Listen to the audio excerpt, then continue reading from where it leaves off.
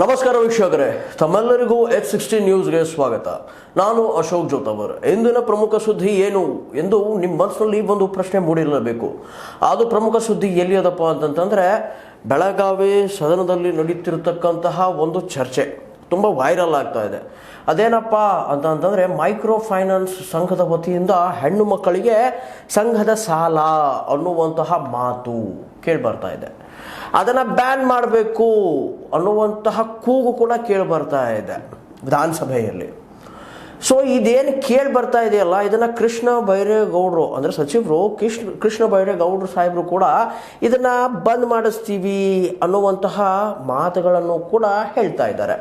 ಯಾಕಪ್ಪ ಅಂತಂದರೆ, ಇದು 40% ಬಡ್ಡಿಯನ್ನು ಹೀರುವಂತಹ ಸಂಘಗಳು ಅನ್ನುವಂತಹ ಏನಂತೀರ ನೀವು ಸ್ಫೋಟಕ ಒಂದು ವಿವರಣೆಯನ್ನು ಹೊರ ಹಾಕಿದ್ದಾರೆ.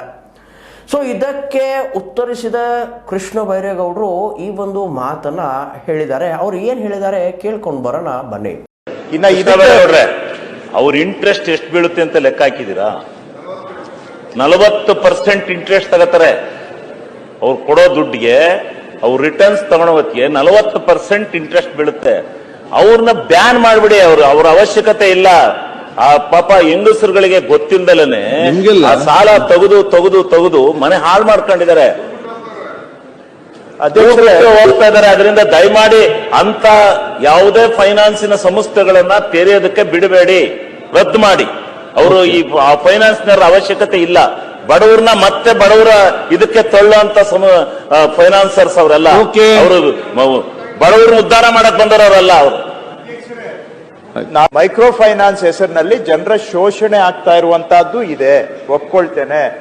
ಈ ಶೋಷಣೆಯನ್ನ ತಡೆಗಟ್ಟೋದಕ್ಕೆ ತತ್ಸಂಬಂಧವಾದಂತ ಕಾನೂನಿಗೆ ಸರಿಯಾದಂತ ಬಲಪಡಿಸುವಂತ ತಿದ್ದುಪಡಿ ತರಲಿಕ್ಕೆ ನಾನು ಇವತ್ತೇ ಅವರಿಗೆ ಇದಾಗಿತ್ತು ಅವ್ರು ಹೇಳಿರುವಂತಹ ಮಾತು. ಇನ್ನು ಗೋಕಾಕ್ ನಗರದಲ್ಲಿ ಒಂದು ಏನಂತೀರ ನೀವು, ಈ ಸಂಘದ ಸಾಲದ ಪೀಡಿತರು ತುಂಬ ಜನ ಆತ್ಮಹತ್ಯೆ ಮಾಡ್ಕೊತಾ ಇದ್ದಾರೆ. ಅಂದರೆ ಗೋಕಾಕ್ ತಾಲೂಕಿನಲ್ಲಿ, ಬೆಳಗಾವಿ ಜಿಲ್ಲೆ ಗೋಕಾಕ್ ತಾಲೂಕಿನಲ್ಲಿ ತುಂಬ ಜನ ಆತ್ಮಹತ್ಯೆ ಮಾಡ್ಕೊಳ್ಳೋದು ಅದು ಇದು ಅಂತ ಸಿಕ್ಕಾಪಟ್ಟೆ ಕೇಸ್ಗಳು ಕೇಳಿ ಬರ್ತಾ ಇವೆ.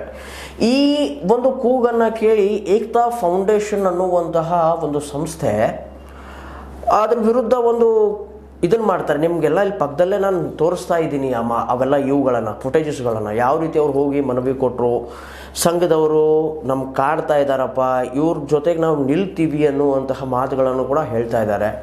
ಸೊ ಏಕ್ತಾ ಫೌಂಡೇಶನ್ನ ಮೂಲ ಸಂಸ್ಥಾಪಕರಾದಂತಹ ಅಜರ್ ಮುಜಾವರ್ ಅವರು ಆ ಒಂದು ಸಮಯದಲ್ಲಿ ಒಂದು ಮಾತನ್ನು ಹೇಳಿದ್ದಾರೆ. ಅವ್ರು ಏನು ಹೇಳಿದ್ದಾರೆ ಅದು ಕೇಳ್ಕೊಂಡು ಬರೋಣ ಬನ್ನಿ.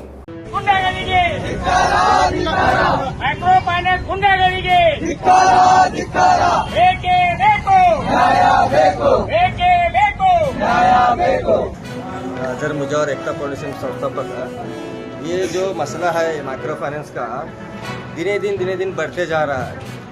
आरबीआई रूल्स बोलते हैं, आरबीआई से हमें परमिशन लिए बोलते हैं वो लोग. आरबीआई का रूल्स ये है कि सुबह 10 बजे से लेकर शाम के 5 बजे तक लोन भरने का, और घर को जाने का आरबीआई परमिशन इनको नहीं दी है. कौन सी भी फाइनेंस को आरबीआई परमिशन नहीं दिया.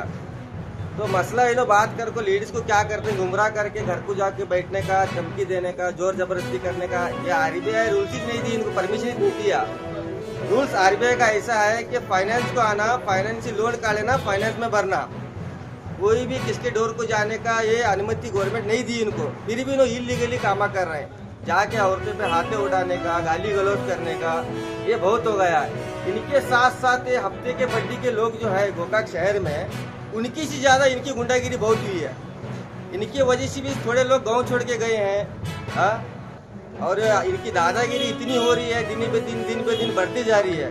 इसके बारे में हमें तहसीलदार साहब को और डीसीपी साहब को और एसपी साहब को सबको मनवी दिए हैं ऑलरेडी. अभी अब इसके बारे में थोड़ा एक्शन लेंगे तो बहुत मेहरबानी होगी.